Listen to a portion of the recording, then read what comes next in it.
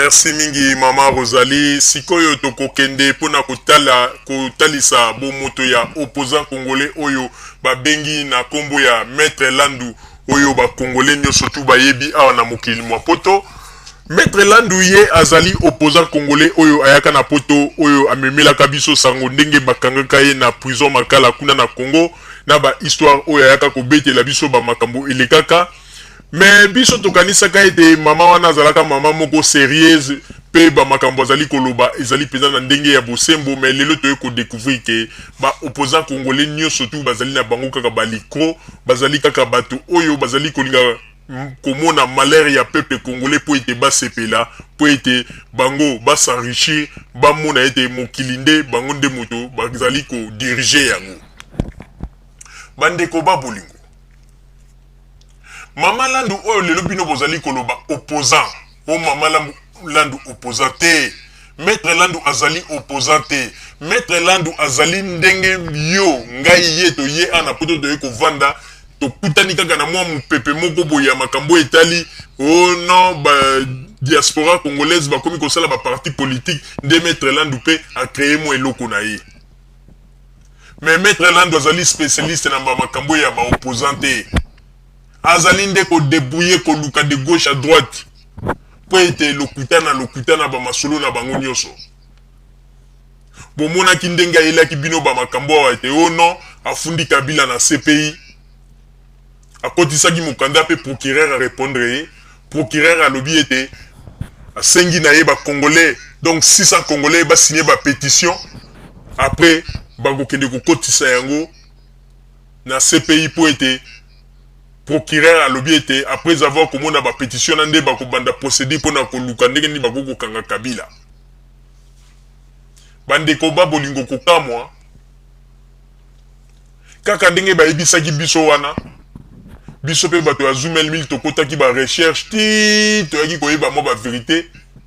to komi ko senga mukanda wana au procureur akomela ki Mama Landu.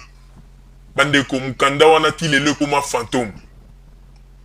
aye ko bimisa lisusu petit na ye moko bazali ko benga soki petit na ye oyo les demi types oh les vieux qui pelekese les demi types les vieux qui pelekese les demi types aye ko pesa batu ba discours ya ko lalisa pongi oh Mama Landu azwaki déjà lettre ya procureur ndenge zali na bafundaki Kabila baza ko zela ba pétition yepe les vieux qui pelekese les demi types baza ko loba ete bo banga te bo komona pesi même na date alobi tangu date wana kokoka o procureur apesaki biso tokokende ko déposer ba pétition wana kuna na CPI pona ete bango bazwa po ete procédure banda malam bandeko biso pe batu ya Zoomel mil tozela date eleka tango biso batu ya Zoomel mil tokomi ko tombola mungongo pona ko tuna likambo yango malam Mama Landu azuli lisusu tindi le petit na ye. Oh les petits abitinda, les vieux qui peleke c'est les demi-types. Atindi ye lisusu. Les petits yango aye ni batuna sujet mususu. Oh non ndenge zali wana ba pétition o nyoso ba congolais ba signaki ndenge zalaki wana ba sango na ba prêtre catholique na ba protestant ba komaki ba makambu ya Congo ba komelaki premier ministre ya Angleterre ndenge zali na ba pétition na tozo zo yango tokokende kopesa na ba sango na po ba sango ba mema yango ba premier ministre ya Angleterre. Oh bande ko ba bolingo bino bozo ko zo ba congolais koneki banani dato bino bo pesa gi ya okende ko déposer ba pétition na CPI o bolobaki ete procureur asengi date yango eleki bolobeli yango te siko boyeli batu na système susono date oyo ezali nde date oyo bokomi kopesa date ono date oyo tokokende kopesa ba pétition pa basango po tomema yango epai ya premier ministre ya banglais. Ah bandeko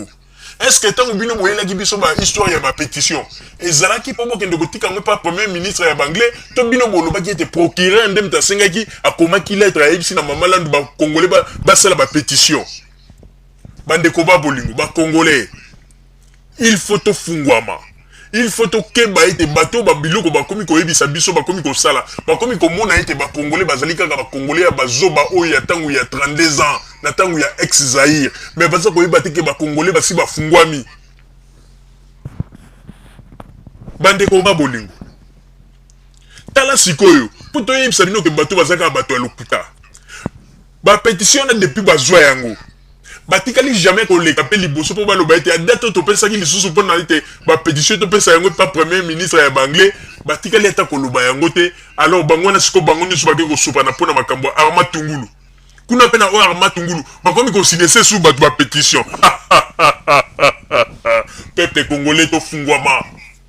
peuple congolais to fungwama tala malheur ya ba congolais batu oyo baza ko monisa ba congolais passer na poto eza ba politicien oyo ba opposant congolais na bino opposant ko kolanda ka sima bango nde baza ko monisa bino pasi sans que bo miyeba bande ko ba bolingo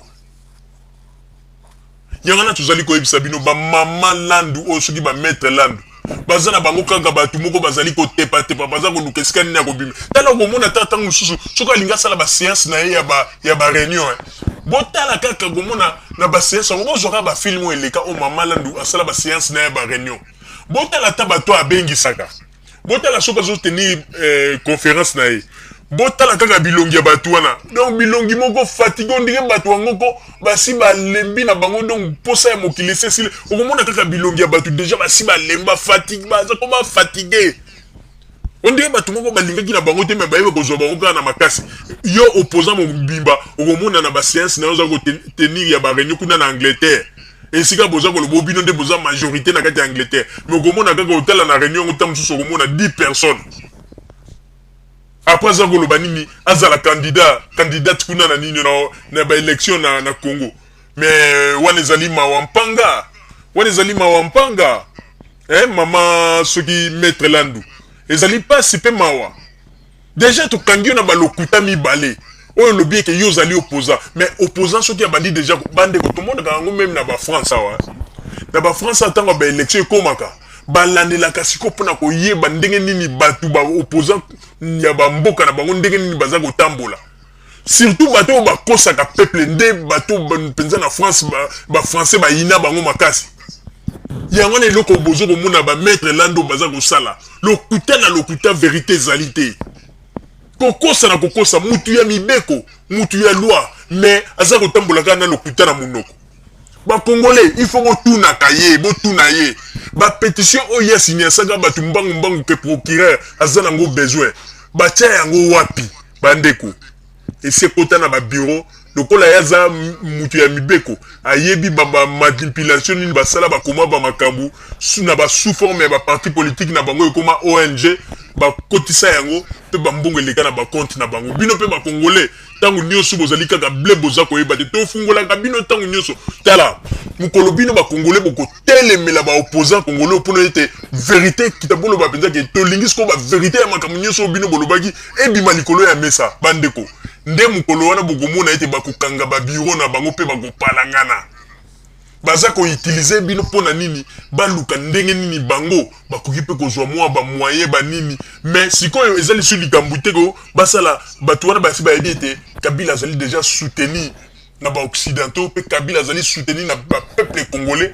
alors souci na bango ezali sikoyo te ke obakende kozwa bokonzi na Congo ba longola Kabila te souci na bango ezali sikoyo ke ba banda sikoyo ko manipuler ba peuple congolais ba banda ko tirer sikoyo ba mbongo na ba kombo ya ba parti politique na bango o ezana ba sous forme kuna na CC ya ba ONG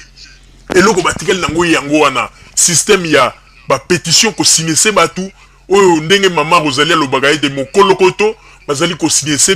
bino pe samboul bozali ko signer ngulu alors ba place ba signature on ezali ko kende botuna ga pete po bolo ba mais boyebisaki biso date bo kende ko sa signature place boyi ndenge nini date wana eleki bosali tala soki bo bandi ko telemela ba opposant congolais wana ezala ta ba fond combattant ba loba go ba combattant soki bo bandi ko telemela ba ngona ba biloko biso to révéler ka bino bandi ko congolais